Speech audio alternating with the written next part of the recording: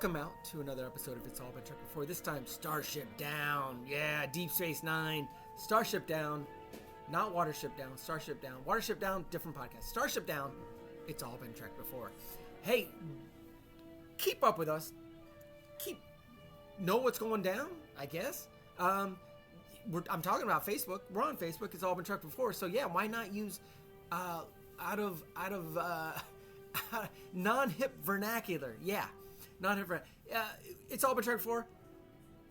Spelled just like it sounds. Follow us over there. It's all been trekked before on Facebook, and you'll see our memes, and you'll know what we're up to, including what we when Starship Down when this episode's released. We're talking about it now over there. You can do both. Get in on the conversation with us, please. We love it. Get in on this conversation right now. Starship Down. It's all been trekked before.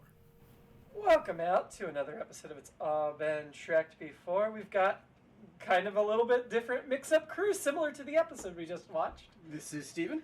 Olivia James, and we're joined once again by one of our favorite returning guests. It's Sean. Sean! Hello, friends.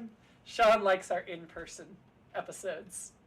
It's cozy. It is. I like our in-person episodes, too. We used to do all of them in person, but that was pre-pandemic. It was a different time. Different. Me too. It was. Oof. Maybe someday. Anyway. We're trying. We're here to talk about the Deep Space Nine episode, Starship Down. Give me your first impressions. I liked it. This won't surprise anyone because it was very Balance of Terror. I'm just going to throw it out right away. Your classic ship thing. We didn't have a red kryptonite thing, but we definitely had, ship in peril, heightening some relationships and that kind of stuff. So, good stuff overall. And the B storyline for a while I thought was kind of a dud, and then we kept gambling, we kept doubling down, and finally it paid off. So I think that was the lesson there. So I enjoyed that angle, that part too, and the turn of Mr. Cromwell. Yeah, I've always been really fond of this one. There's nothing particularly groundbreaking here, like Yeah. it's kind of the stock submarine plot or whatever. Exactly, but I think it's fairly rare in Star Trek to have an entire episode-length battle going on, and so that's kind of fun here. And then also, I love how different DS9 is from the other Trek shows, but it's also cool to see them kind of do a more traditional Trek. Mm-hmm. Like, we're only on the starship in this episode. Yeah. The whole senior staff gets a little moment to shine. Mm-hmm. Except Odo. Yeah, we do get the little cameo from Odo at the end there, but... And no Jake at all. But. That's right. Speaking of submarine, you mentioned submarine, I read that the writers were inspired by Das Boot. Nice. That was actually their inspiration for this episode. Makes sense. Which makes sense with the title as well, Starship Down or whatever. So. Well, I've never actually seen all of Das Boot. I've seen parts of it, but I hear it's great. You got to make a day of it. That's what I'm understanding. I know it's supposed to be a great movie. I think it avoids the con comparisons that could very easily slip into it. Oh, I went there. Because we don't have the villain. Yeah, Right? totally Yes, faceless enemy here. Right, Yeah, and so it's all about the characters and their relationships, which I love, that kind of thing. So yeah, I thought overall it was a really great episode. It doesn't usually make the list of top 10 episodes or anything, and that might just be because there's so many great episodes of Deep Space Nine. For sure. But if this was on Next Generation, it would make the list of top 10 episodes, right? Like, can you imagine the Next Gen crew doing this episode? I think that would easily jump it near the top of Next Gen. The Next Gen that it reminds me of most is the disaster episode where, it's not a battle, but the ship is disabled and everybody's got to kind of deal with their own little stressful scenarios. Mm-hmm. So each character gets a little chance to kind of shine in a different type of performance than they normally would, and I thought that was very much the case here, too. Yeah, except that episode's not that great. Oh, I love that one. The executive officer in charge of radishes? Come on. That is funny. But no, my impression too, I really liked it. Loved to see James Cromwell back. We got 3 new junior crew members that I don't remember at all, and I don't know that we'll ever see again, but it got my heckles up because I'm like, oh, this is the cannon fodder. We're going to start having people die, and we did it. Definitely we had did everybody on red alert. Not the people that had lines. So, yeah, it was nice to have some incidents and stuff that had a little bit of a part and then die. It almost felt like they were the bridge crew on Star Trek Discovery. We will see Muniz, not Muniz, M-U-N-I-Z. Why can't I say that? Muniz. That sounds right. He has a really great one coming up. Yeah, he's got a couple more episodes, but the rest of them I don't know if we see. I'm going to look them up right now. So, yeah, Enrique Muniz was played by F.J. Rio, who is best known for 3 episodes of Star Trek Deep Space Nine in this role. Come on. He's also known for 14 episodes of The Shield. Okay, this is his first of 3. He'll be back later this season, and then he's got one next season as well. All the same characters. The one next season's called The Ship. That's his best one, yeah. Yeah, okay. He also did 3 episodes of Prison Break, a couple of episodes of Southland. He only has 24 credits, and none in the last 10 years. As sci-fi fans, you guys might be interested to know, he was also in the TV movie Project Alf. Oh. Yeah. So, classic sci-fi. Yeah. He'll also do an episode of Voyager and an episode of Enterprise, different part. And his very first credit is Seinfeld. I was going there next. So it's the Pledge Drive episode, which I believe is the episode where, so Jerry's Nana has been sending him checks that he hasn't been cashing. So she gets a call from the bank, and she decides to go down there. Well, the bank's moved, and so Jerry gets worried. He's like, my Nana's down there by herself, and he's all worried. And so you cut to the Nana, and these street toughs come up, and one of them is F.J. Rio. It's like, what are you doing down here? She's like, well, I was looking for the bank. He's like, oh, well, that's 2 blocks down. They moved. You gotta go 2 blocks down and make a left. Yeah. Great little gag. That's the new branch office, yeah. So he obviously had an impact on me. I remember it very well. Yeah. So, although I didn't connect it to seeing him here. But. The ensign, who was the helmswoman, Ensign Carson, she actually... I don't remember her in the episode. Sarah Mornell.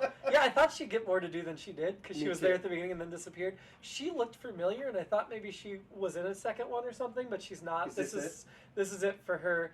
She has a few more credits than Nunez. She's got 38, but most recently, she produced and directed and starred in a series called Anonymously Nominated, the Anthology series, 23 episodes in 2022. So she does a lot of producing, directing. She's also known for the movie People Like Us that has, that looks like Elizabeth Banks and Chris Pine. Yeah. So there's another Star Trek connection. And Starting from Scratch and 1 episode of Detroit 187. So not a ton of credits. She also wrote a book. Is she? Even the best hookers need pimps. How to be a working actor in today's Hollywood. Oh, nice. Nice. Makes sense.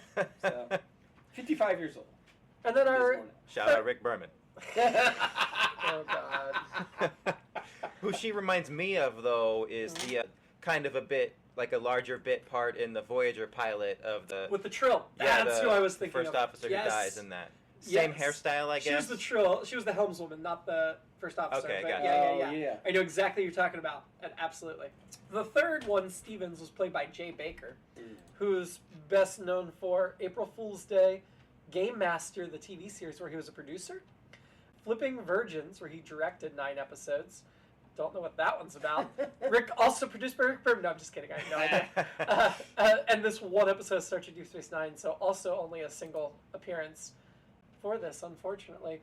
I don't see any other Trek credits at all for him, nor does he have a Seinfeld, but he does have a Baywatch episode, so as a veterinarian. We also should talk about the guest star, the big guest star, which is James Cromwell. He did 3 episodes of The Next Generation, if you remember, in 2 different roles. He was in a 2-parter.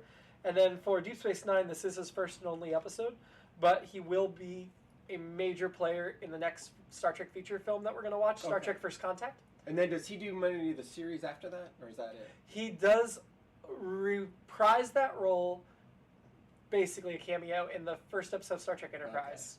Because I don't know if he came back in just 1 episode of Enterprise. My first note was, because, from the first shot, then as I'm listening, like, oh yeah, there's James Cromwell. Yes. He's always in makeup. Jeffrey Combs is always in makeup. But does Combs do a lot more episodes, I'm guessing? Oh, yeah. So, Combs is about to be in the show. Like, he almost should have his name in the opening credits. Okay. But Cromwell, the next time we see him in the feature film, he will be playing a human. So we'll finally get to see his face. Yeah, I thought he was just like, he's had to be in makeup every time. He's actually going to play a character you already know, played by a different actor. Yeah, that's right.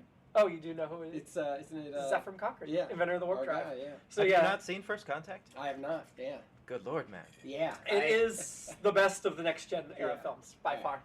It's really, really good. It's their con. It's a major villain with a personal backstory, and Captain is like on a, Number 1 with a torpedo. And they do bring Worf back for it. So get ready for. And Alfred Woodard's the other major, and Alice Creech. Anyway. And James Cromwell, I was just looking. Obviously, he was in 6 Feet Under, late in that run, and our girl there, Sarah Mornell, also was in one episode of 6 Feet Under, I noticed. So. All right. Very interesting. Yeah, so I think we're going to get into a lot more 6 Feet Under. I'm not complaining, but I loved 6 Feet Under. I did too. I only watched it through once, but I enjoyed it a lot. Yeah. So it starts with some alien ship porn. Let's do the nice pan around this alien ship, which is cool because they actually spent money in building new alien ship instead of reusing. So I you like might as well alien show ships. us. Sorry? And we all love ship porn. We Yes, all we want do. the big pan around. We go into the mess hall where Cisco is doing negotiations with Quark and our James Cromwell alien, whose name is Hannock. And they are talking about tariffs and how the Federation has too much regulation and it's stifling business. And it felt very, very timely. Classic. The more things change, the more they stay the same. Also, corruption and greed. That also timely and fits in very well. And Quark is in trouble because it becomes very obvious very quickly he's been cheating, and he's got caught. You think you know a guy. He had a new jacket, this one.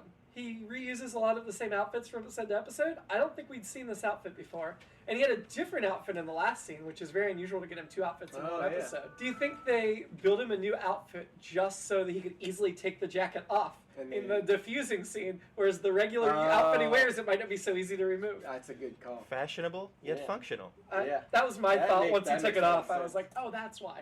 But it was nice. It had some like neon blue in it. It was interesting. A sharp-dressed man in the worst of times. I do love his jackets. I would love it. I would never wear anything he wears. I would. But too many patterns clashing, and you see some animal prints mixed in there, or Town do animal prints.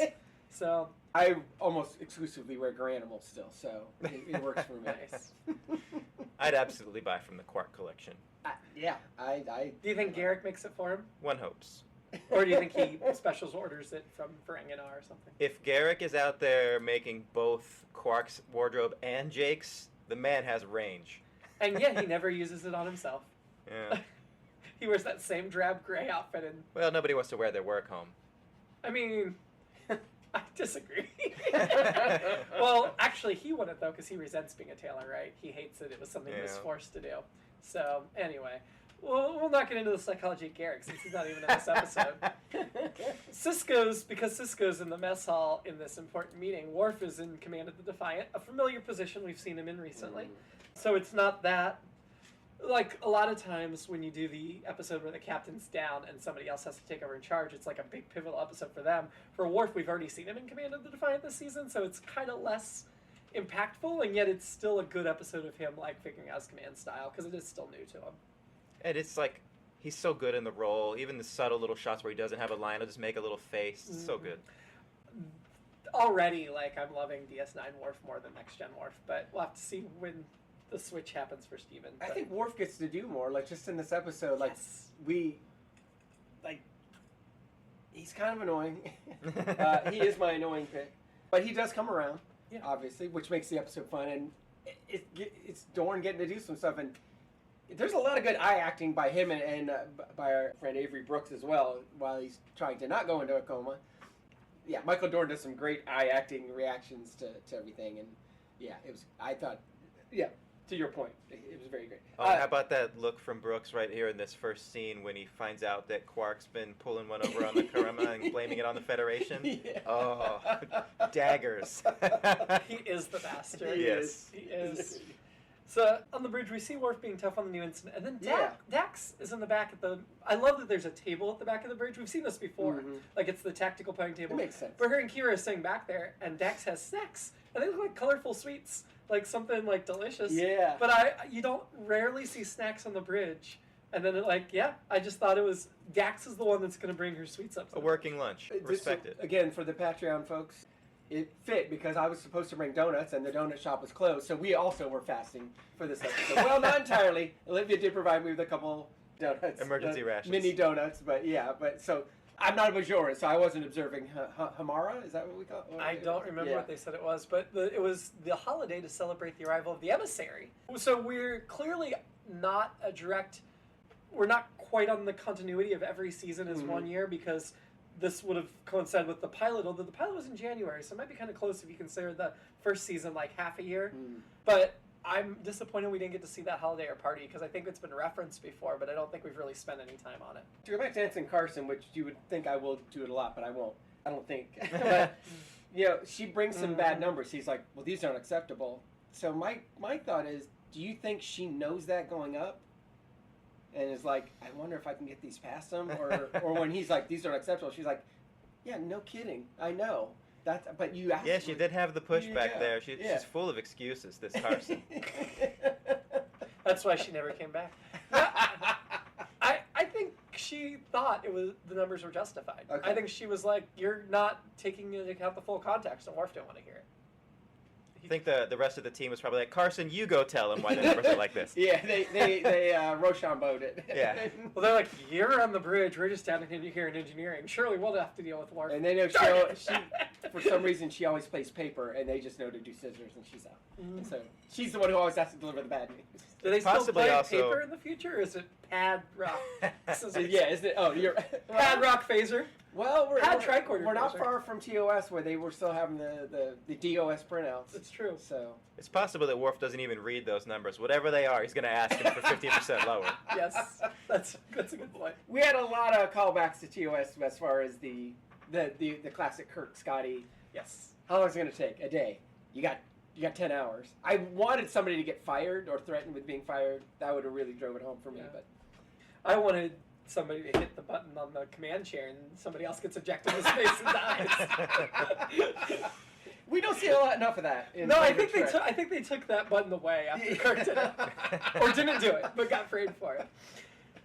I enjoyed the shot of the Defiant going into the atmosphere. They got jerky and like tilted when it went in. I was like, I feel like this is the era where Star Trek has started to fold in a little CGI, and so you start to get a little more interesting shots in the space stuff. Whereas in the past, space shots have just been stock footage, very like a model of a ship just hanging here because we can't really do much without spending a ton of time and money. Yeah, the CGI of the era is well suited to things like clouds of gas. Yes. No problem at all. And we get really deep into the gambling part of it later, which, as a fairly degenerate gambler, I appreciated. I'm not as... A little advocacy for degeneracy. I'm not as into it as they are, but I do enjoy... I do a lot of gambling. And Steven can be found at the Dabo wheel some weekends. Now that's how they get me. They have the Dabo girls. I'm like, whatever, let's let it ride. It starts with Sisko saying, well, I know it's not built for it, but I have a feeling we can do it. It's like, that doesn't make any sense. But he's like, come on, well, but Seven. If you remember, Sisko's part of the team that designed this vessel. True. So he would know its capabilities more than most. Well, that's what I'm saying. He's saying he knows it can't do it. But he thinks it can. Well, so I'll give you that. I'm just saying, he's got a little more insight than Kirk or Picard saying, just make it happen. All right, well then later, Kira does the same thing. She'll double down. I'll stay with the gambling thing. She's like, I don't know if I should give you this stimulant, but I'm going to do it anyway. I'm like, what are we doing right now? And it worked again. I mean, you sleep with the doctor a couple times and you think you're a doctor. It's, with blackjack, it's the philosophy if you have a 16 against a face card, you got to hit.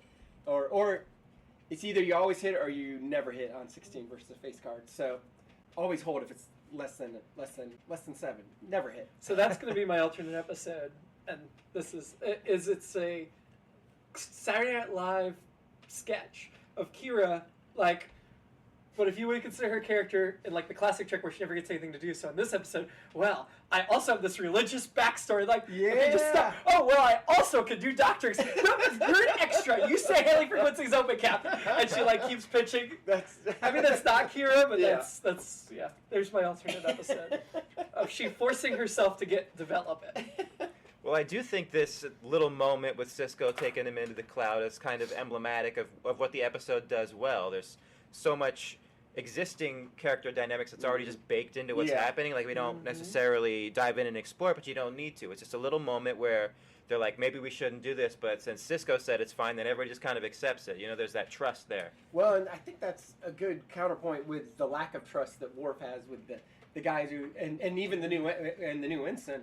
But by the same token, the trust that he does have with O'Brien to call him out. Right, exactly. So I think that's a really good point, is that's kind of what the episode's about, too. When the chips are down, I'm going to keep going with the gambling. It did not, it definitely occurred to me that I was really glad they paired O'Brien with Worf, getting down to engineering because of that backstory. Yeah, really elegant choice from the writers there. Absolutely. Well, we talked about the writers last week briefly when we mentioned that this was actually written by two of the novelists. Yeah. John J. Ordover That and caught David my Mack. eye. I didn't know that going in. Yeah, Ordover was in charge of the Star Trek book line at that point. He was the publisher with Pocket Books, and Mack was one of their regular writers. So I don't know if it quite reads like a book, so maybe they got to spread their wings a little, but I could also kind of see this working as a book because it was more talky than actiony, right? Mm-hmm. And so that kind of, and it was directed, I was actually surprised, it was directed by one of our regulars, Alexander Singer, because the direction to me seemed very interesting. There were several shots I noted that, like, the starship port, of course, but then there's like an undershot of Quark and Hannock's face when things are going down. There's also like a bridge shot where he's doing the bridge, he swings to the side and swings back, and they keep going, and I'm like, there's some interesting, I guess they're probably taking him off his leash a little bit and letting him explore. I like them being comfortable with it being dark for all the Kira Cisco stuff when he's... Oh, I was about ready to get up and shut all the blinds, because I was having trouble seeing. But blinds or not, yeah, I as a theater person, director, people are always obsessed with enough light, and I'm always like, no, if it's supposed to be dark. I think the darkness works better on the stage. I hate it when a TV show gets too dark and I can't see what's going on. Well, you never know if it's like purely a directorial choice, or do I need to turn my brightness up here? Yeah. Speaking of O'Brien, for some reason, I know he's Chief O'Brien, but in this episode especially, it felt like they were using the word chief the way people call me boss when I'm at a restaurant. Hey, boss, whatever you want, buddy. It felt like they were saying it the same way, like, okay, chief.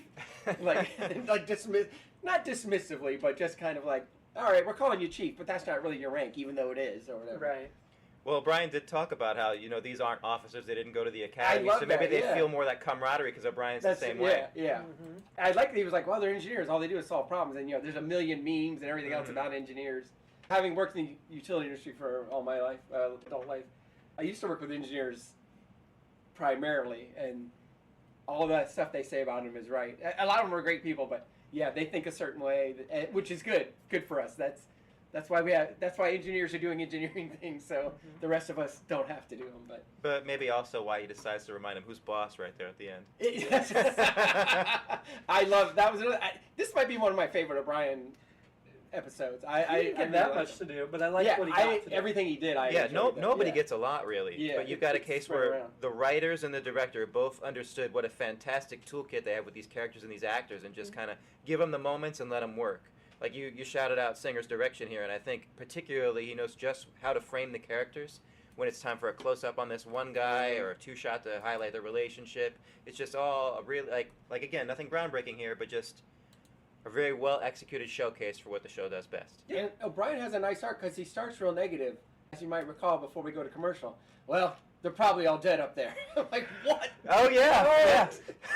Yeah, that one I was like, that changes this entire show. I was like, thanks, Mr. Brightside. But also really underlines everybody's professionalism. Like, everybody thinks the worst has happened, and yet they're still going to execute at the highest level just in case. That's a very good point, yeah. And I was like, his negativity versus his ongoing positivity of his relationship with Keiko is it the same reaction or is it an opposite reaction? He was probably wishing Keiko was on the bridge right there. Aw, fellas, come on. I am being facetious. We love Keiko by herself. Right, Keiko Bryan, not so much. Right. Yeah. We're told over and over again they have a great marriage, but we never see it. We only see bad. But, we don't see 99% of their marriage, so maybe 99's great. They're definitely an Instagram type couple. It's like, I think they're doing pretty good, but actually they're not doing it. But it's right in the pocket for how marriages are generally depicted in like 90s sitcoms too. Oh, absolutely. Yes. Yeah, I mean, yeah. Like, imagine like loving your wife. Wouldn't that be weird? To put that on TV. I mean, I couldn't tell you. For obvious reasons. Steven knows what I'm talking about. They bring up echolocation. Nice to know that still exists in the future. I love that there was a technological twist on it. Should have cut to cetacean ops. Right? They don't have that on the Fine. It's too small. They have a goldfish bowl. They don't have room for a whale. Echolocation, what, sonar? Yes. Okay. But it wasn't just sound. They actually used like some type of pulse or beam or whatever. But it was the same principle, and I liked that. Like, yeah, here's a familiar concept, but no, it's science. Well, I have to reference again Balance of Terror because I've only done it once so far. But and this was a very Balance of Terror episode. But that was the thing, and Kirk has them match the Romulan ship's thing, so they think they're an echo. And the Romulan ship, they're like, it could be an echo, but maybe not. And then, the game's afoot, obviously. Even before that, but... So I felt like that was also like nice little parallel. We know what we're doing here. And while we're on these battles, are the battles better? Balance of Terror, there's really no... They're trying to create that echo thing there, but we also mentioned Wrath of Khan, where there's the nebula that throws everything off. And here we've already, immediately before we even go in, we're like, it's going to throw everything off. Yep. So it makes the battle more of a, where Roddenberry wanted a Horatio Hornblower, and we're on ships, and there's none of these other things. And I don't know if there's a right or wrong answer, but just something for the panel as far as, is it better if there's stuff interfering? Is it better if there's nothing interfering, or does it not matter? Well, I think it's similar to you got to take away the cell phone in a horror movie, modern, because you don't want it to be too easy. Yeah. And so you can't have all these good character moments. Yeah. If without the interference, they can't hide. So it's just going to be bam, bam, bam, we're done, Yeah, yeah. So you have to, yeah. Anyway. If this was a radio show, that would be that would definitely be one of our bumpers. Pew, pew, pew. Yeah, and I guess it's really just down to what your goals are with the story. If you're just trying to do like an awesome battle, that's probably going to get in your way. But if you want to give things a chance to breathe and get into those character moments, in the heat of the stress, then that interference is really helping, tap the brakes and give those moments a chance to happen. Yeah. So we think the title was appropriate because Starship Down to me implied the ship was going to crash. I really thought that was going to happen. I guess they just meant all the systems were down. Yeah. You're right. This episode sucks. What the hell? No, I'm just asking. I'm asking if it was appropriately titled. I wasn't asking to say. I know it. Like I said, it's inspired by Das Boot. But what's the Graham Greene something with the rabbits? What's that called? Watership Down. Yeah, that's what I was thinking. It's nothing Does a Watership Down.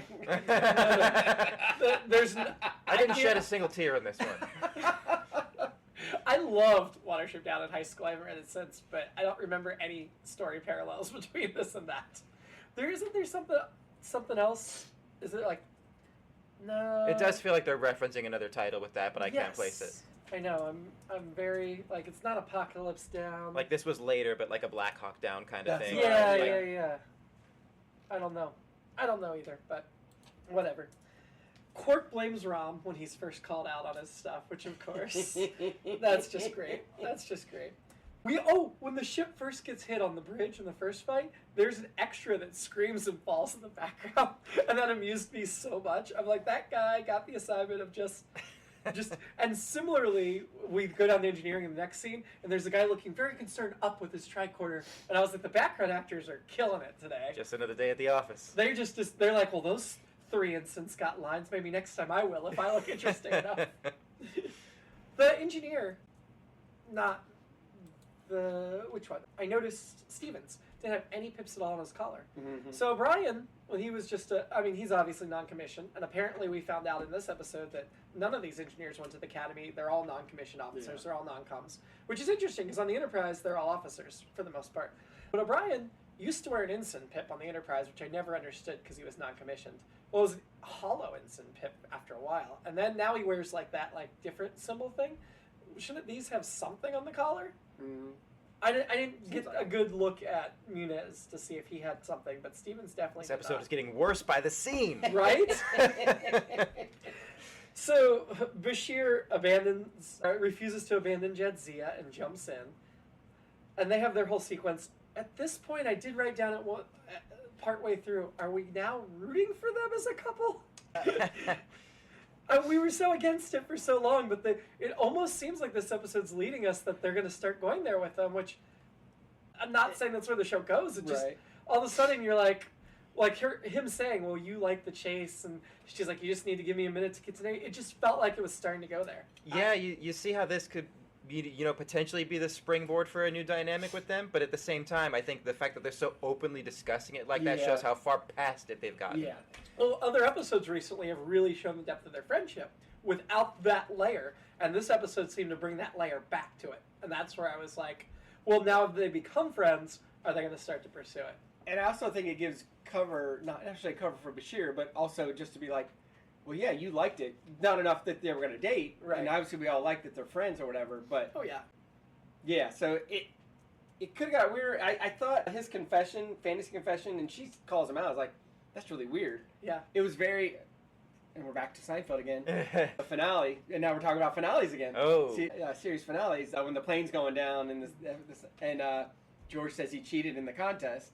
same kind of thing, and then the plane levels out and it's fine. So I thought the same thing here. I'm like, you're gonna regret this when you guys don't die. But I guess he didn't. But yeah, I don't know where you guys are on it offhand, but never having been a real fan of the whole Bashir pursuit of Dax, I thought all these moments were really cute and worked really well. Where we are now, definitely. Like if it happened in season 1, we'd be like, it would have been I don't like so this. cringy. Yeah, I do think they both have really good arcs, and I like where they both go separately. Very much more than, to spoil a little bit, because I think we've already mentioned this in the past, they never become a couple. Jadzia and Julian never become a couple. But they both have relationships before the end of the show, and I like both of their relationships a lot. So this, to me, it's like I'm glad they have their friendship. I'm also glad they didn't pursue it further because I like the directions they're going. It's almost, and I feel like this happens, I'm going to say real life or on planet Earth, but I think we all have people that we're attracted to that we're also really good friends with, despite what When Harry Met Sally says or whatever. It's 2025 now. We have plenty of people of the opposite sex, or maybe the same sex if that's where you go, that you're just really good friends with, and but you're still attracted to them too. But you get past that, whether you work together or not, which that's another can of worms. But you can be attracted to someone and not like obsessed with trying to date them. Yeah, exactly. Like, I acknowledge I'm attracted to you. To but that I can point, just be friends. you can have with that. a kind of fantasy thing going on too, but you never tell them.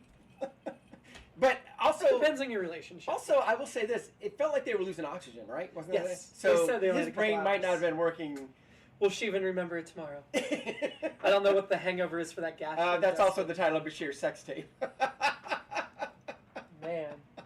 But it's just nice as a kind of an illustration how, somebody's attracted to somebody else. Maybe they shoot their shot and they get rejected, but that doesn't mean you can't have a really rich friendship after the fact. Yeah, absolutely. It's just kind of, it was like tender moment. And I think all the incels should watch this and be like, oh, I don't have to be a jerk to her just because she rejected me.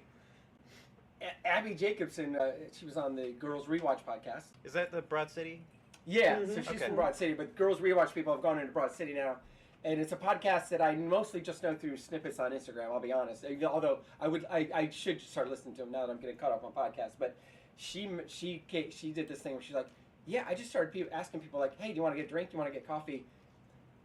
Doesn't matter what sex they are or whatever, whether I'm interested in them or not. And but even if they're not interested, I don't care. I'm going to go have coffee with them because I find them interesting. I want to hang out with them. And it's like, yeah, that makes sense. And a friend of mine responded because I reposted it, and he was like, this makes so much sense. He's like, why not?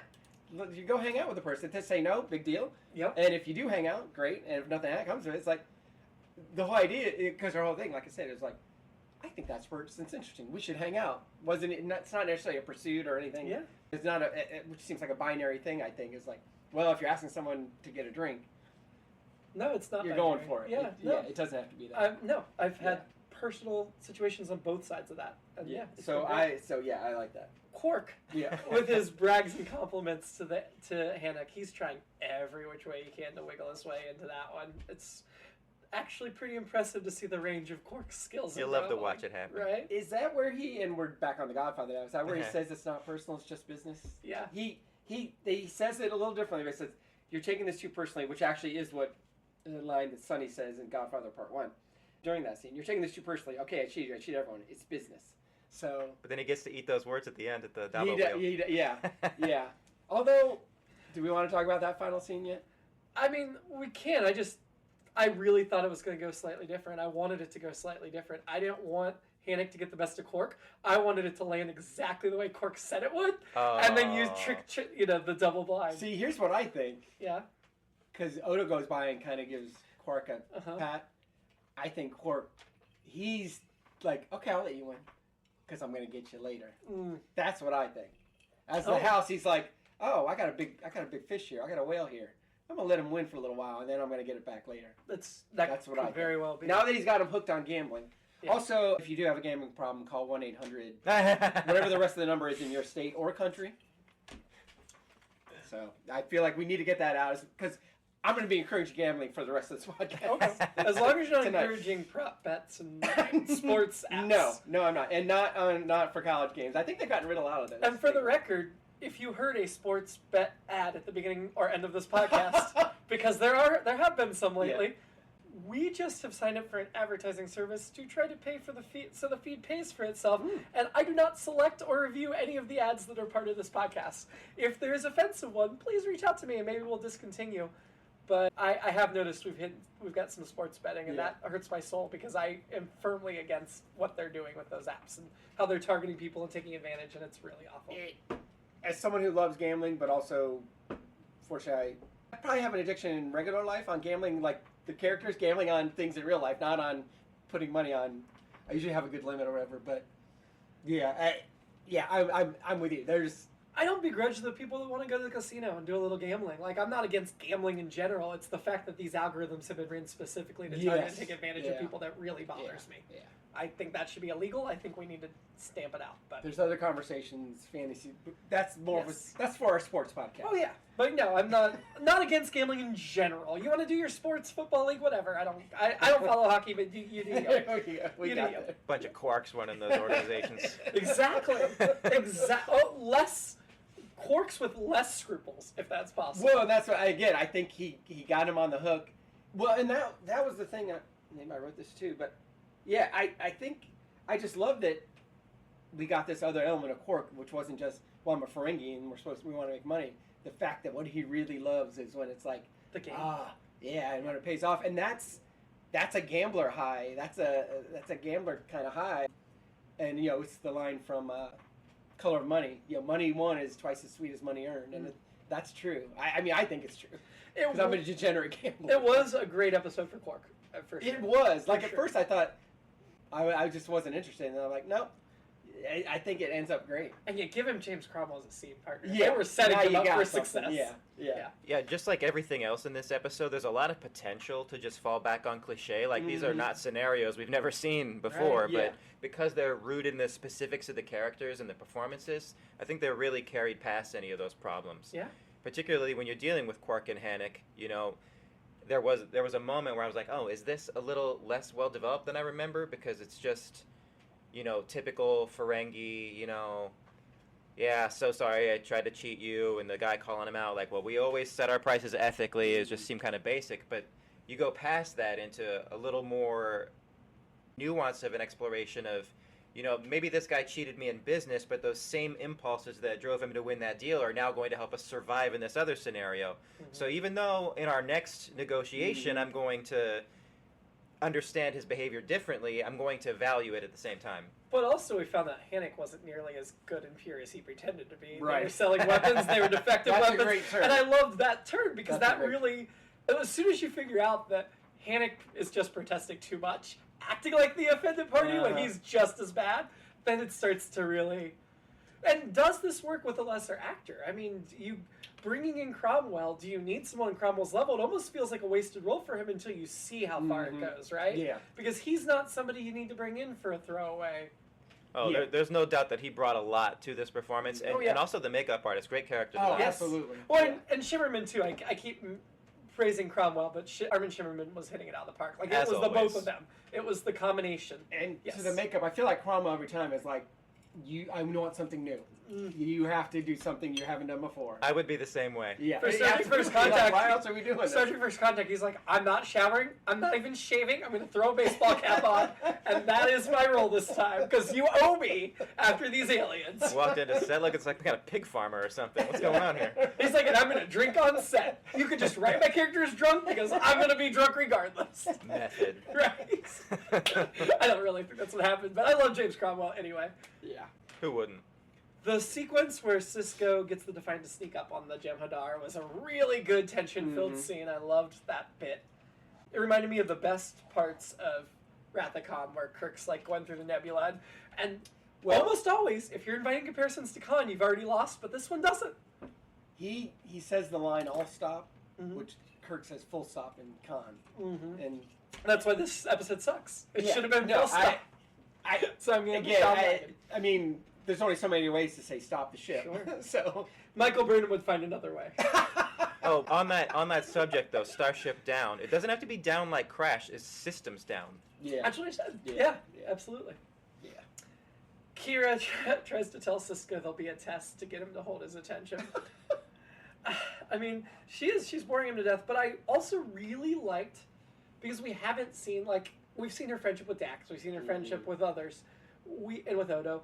We have not seen a friendship with her and Cisco. So but I always like their dynamic, and I love that while it's gone unsaid almost for 4 seasons, that the religion is what they chose to say, this is the reason, this hangs over it. Yeah. It makes so much sense in retrospect. I don't think it was pre-planned, like, we're going to write for 4 years, they're not friends because of this. Right. But what a good way to, like, bring their relationship forward so they can have a different relationship in the second half of the series.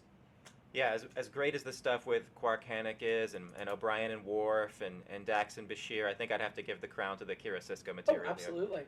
Well, and when she says you can't die, there's so much more behind it. And she owns up to, like, you are this religious figure to me. You mean this thing to me. And they didn't mention it, but it's got to be going into her head. I was already there when we lost Kayapaka. We can't now lose the emissary, too. Yeah. I think, yes, they come out with a friendship that it transcends the religious thing, but I think and I know I've already seen it, but that's always going to be something that hangs over their relationship. And I think you can separate those two, and she's learning to develop both. But it does mean something different with her than it would with anybody else being there. Because I was almost like, let the ensign talk to him. You're Kira, you're needed. But I'm glad they didn't. Yeah, it's such a rich dynamic for the writers to play with, and they really got some leverage out of it here. It was a shame they cut the other scene they had for Ensign Carson, where as soon as she goes out the turbolift to find them, she opens out of the bridge to find them, she opens a turbolift door and falls down the shaft and dies. That's why we never see her again. It's only 4 decks, but it's enough to kill her. I thought you were going to go where I was thinking, which is he needs to stay awake. So she goes out the turbolift door, she comes back in some kind of teddy or negligee, and then she's not Kirk. And then she falls down the turbolift ship and in negligee on the way back. And then here's what I would say: if she does that and Cisco doesn't wake up and stay awake, then you just shoot him into space at the Jem'Hadar in a photon torpedo tube. That's why I'm not a captain. Sure. The torpedo in the mess hall was a great thing. Like the unexploded bomb. Loved that. It's very convenient. The maintenance hatch happened to be inside the room, but at the same, and it was such an obvious hatch. You're immediately like, oh, that's what they're going to do. It was still great. It was the classic. Is it the red or the blue? Yeah. We get into the gambling thing, and then he pulls the wrong one. And it goes MacGruber, and they blow up. We were all laughing when they were laughing, but I think that also goes back to the oxygen's getting lost. That's my thought. Yeah, also, stress. Also, I'm very nervous. Like, I don't think they were short oxygen. It was just so maybe it was more the stress. It was just Bashir and Jax because they were cut off. They had to close the bulkheads. Well, and I haven't done this in a long time, but whenever I used to get on a motorcycle with people, because I sure as hell wasn't riding it, I would just giggle the whole time because I was sure of my imminent death. Oh no! So I would just giggle like them and just be like, "Yeah, this is great." So, but you got better. I just stopped riding motorcycles. For so far. I mean, after dying. Yeah. I'm a hologram. You bounce back. See, just another note about O'Brien coaching Worf, and Worf actually listening to him. This something because Worf wouldn't listen before this. Like his character development's coming along. Yeah. Did we get to the end of the Kavarut story? Kira they donated the money, right? Yeah, they donated the money and went back to the farm. She didn't tell the end of the story. She just told that's how it ended. Yeah, not a great story. Well, you don't know. You missed most of the middle. I bet it wasn't good. We asked for another, so it must not have been terrible. Just trying not to die here. Yeah, well, you know what kept him awake was like, this has got to get better. This has got to get better. I guess not. You know what? Try another one. Mulligan. Morn has 17 siblings, and we all agree he's the hot one, right? Oh, I can't imagine anybody being hotter than that. Well, Dax has shown that she's interested in him before, so, I do like that Dax rescues Julian, though, because even though she likes talking to Morn, it seems like nobody else does. Yeah. Just to back up, Worf says he just needs one shot. Yes. He's like Eminem. He's not throwing away a shot. If you had just one shot. I thought the 2 engineers, when they were successful with the thing, how do they not do a high five? Do we not do high fives in the 24th century? We do. Just they did the handshake, but now I guess I'm also going to Seinfeld like high five. They should have elbow bumps. Have you noticed something about Buddy? The squinting, the staring off into space, the high five, Yeah. So we end with Cisco inviting Kira to a baseball game. She enthusiastically accepts, so he gives her a hat and tells her to get the hot dogs from Quark's. I love that Quark supplies them with hot dogs for the holosuite. Of course, he'd want to offer the full experience. You're at a restaurant, you offer the themed food to go. And you should also bring a box of Cracker Jacks. I would love to watch a short trek that's just like 10 minutes of them shooting the breeze at a baseball game. Mm-hmm. We will get to see some baseball in Deep Space Nine. It hasn't happened yet, but it's coming. I promise. This would be. I have a different alternate episode. I'll get to, but now the alternate episode I want to see is they go to this holodeck baseball game, and they're in the wrong seats. They have to move, and their suits aren't that good. And the teams are going to seats aren't that good, even though they're really real. They're still not that good. Yeah, they think they have these seats, and it's like, and the people that show up, they're like, well, you're over there. You gotta give them the authentic experience. And then those seats are worse, and their team loses. They're right behind a pillar. I mean, if you're doing a holosuite, do you want to know your team wins every time? I think you'd want to gamble. Well, Sisko talks about at some point that he likes to go to some of like the classic legendary games. Yeah. So you might go to see a World Series game. Yeah. You know how it ends, but you get to witness it. No, that I would be into. That. Yeah. My alternate episode is Kira loses her religion. Oh. Yeah. Because she's there in the corner. Thank you for going. I was going to reference it, but I didn't. They could have used a spotlight on the bridge scene. It would be ironic if the character whose gods are demonstrably real stops believing in them. Yeah, I mean, because as soon as he's like, if you're the emissary, you can't die, can you? Yes. Okay. Oh yeah. Is that part of the prophecy? Which then I'm going to be really mad because I hate prophecies. I don't think we've really talked about the emissary prophecy. I mean, we've got like glimpses of emissary prophecies that were specific events, but you're going to be really upset when we get to the series finale and half of the crew goes to jail and half dies, 6 Feet Under style. Well, Louise Fletcher would explain it away regardless. She would come up with some. She's in the series finale. Speaking of modern references, I also thought Quark sounded like he was talking about the art of the deal. Speaking of. He actually read it, unlike the author. Starship Down, who was your shady character? This is what I loved about this episode. Initially it was Quark, but it ends up being Hannock. I also chose Hannock because you think for so long he's on the up and up, and then you realize he's no better. It seems like it should have been obvious that was going to happen, but it wasn't. No, it wasn't. Great. Yeah. It wasn't. I'm sticking with Quark here. Quark. He's still shady. Well, I still think at the end he's playing him. He's letting him win. And then he's gonna double the odds. Exactly, yeah. Who was your annoyance? Worf, just for his early stuff. He comes around, bless his heart. But early on, I'm like, come on, guy. So, and I've mentioned this before. It felt early on like Spock, Galileo 7 kind of stuff. Like, well, we've gotten to know him, but with this episode, he's gonna be the tough guy.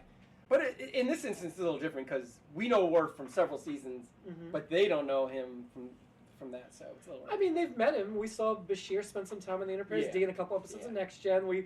The D visited Deep Space Nine. But O'Brien does, and I like you guys. And O'Brien, of course, has Stewie, but they've all met Worf before this. He doesn't come on as a complete unknown entity. Right. But it makes sense that O'Brien's the one like, hey, dude. Yeah. And the fact that he actually listens. That's it was nice. great. Yeah. I struggled to find an annoying one for this. I'm going to do Quark. For scene, not the first scene, and not the last couple scenes, but there was a period in there where he was getting annoying to me when he was just trying every which way to weasel his way into keeping the deal going.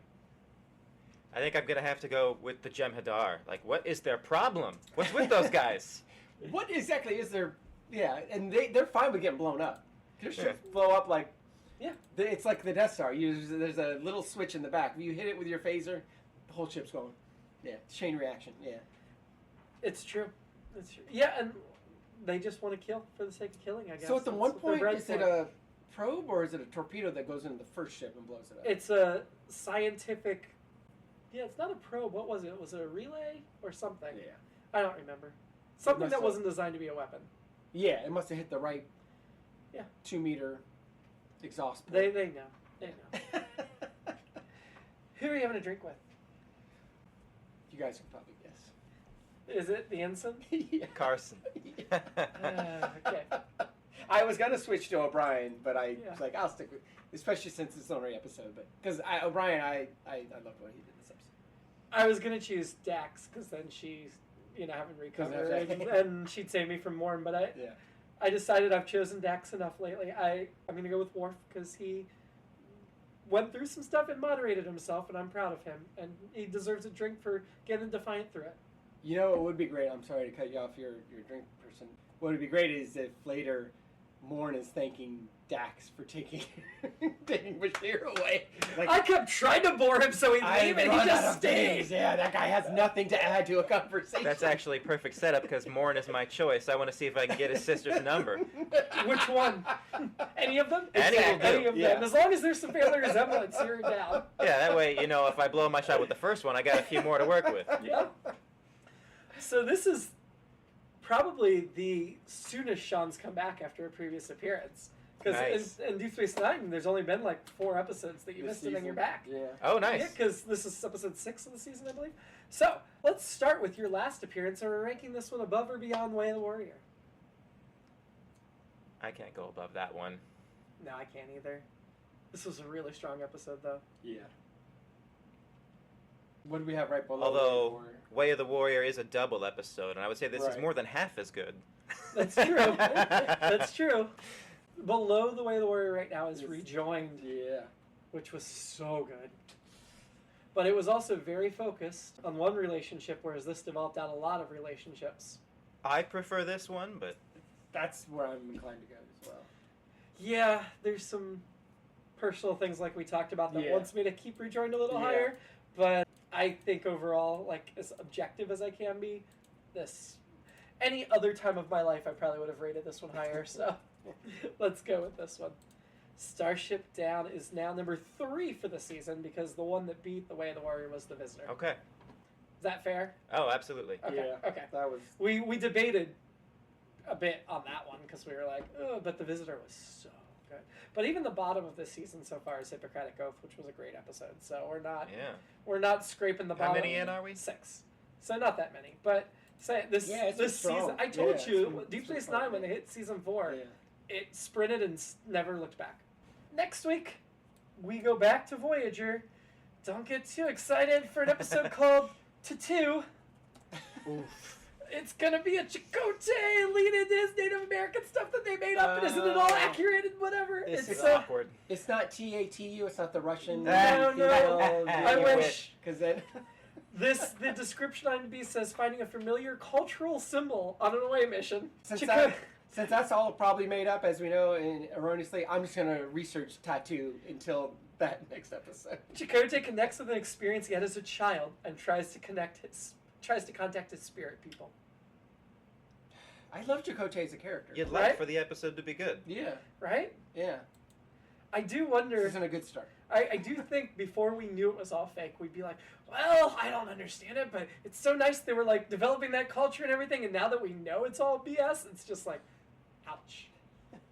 Rick Berman, he was too busy hitting on Ensign Carter to pay. I think this one is like one of Michael Pillar's babies, which is kind of a shame because I love him so much, but you know, even a perfect clock is wrong twice a day.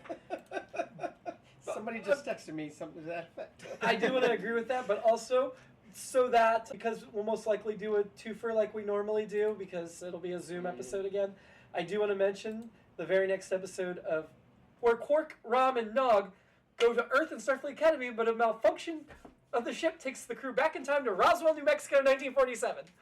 So that's what we have to look forward to. Ferengi episode at Roswell. First aired in 1995. It doesn't give an exact date. Okay. Well, we've been failed. Just like this episode failed us. Until next time. Live long. You can't die, but it's a gamble and prosper.